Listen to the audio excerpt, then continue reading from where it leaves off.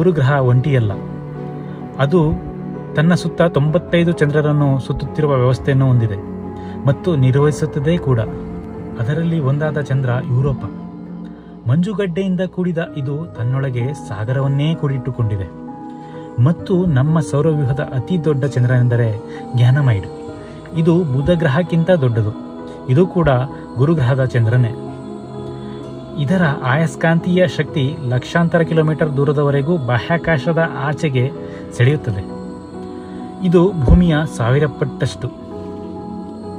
ಇದು ಅಗಾಧ ಆಯಸ್ಕಾಂತೀಯ ಸಾಮ್ರಾಜ್ಯವನ್ನು ಮತ್ತು ಕಾಣದ ಕಾವಲಿಗರನ್ನು ರಚಿಸುತ್ತದೆ.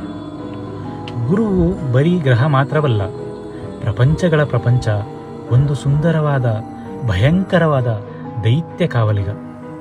ಅದು ಮೌನವಾದ ಸೌರವ್ಯೂಹದ ಹೊರಮೇಲ್ಮೈಯನ್ನು ಆಳುತ್ತಿದೆ. ಹಾಗಾದರೆ ನಿಮಗೊಂದು ಪ್ರಶ್ನೆ, ನಮ್ಮ ಸೌರವ್ಯೂಹದಲ್ಲಿ ಗುರುಗ್ರಹ ಇಲ್ಲದಿದ್ದರೆ ಈ ಪ್ರಶ್ನೆ ಕೇಳಲು ನಾವಿರುತ್ತಿದ್ದೆವೋ ಇಲ್ಲವೋ? ನಮಸ್ತೆ.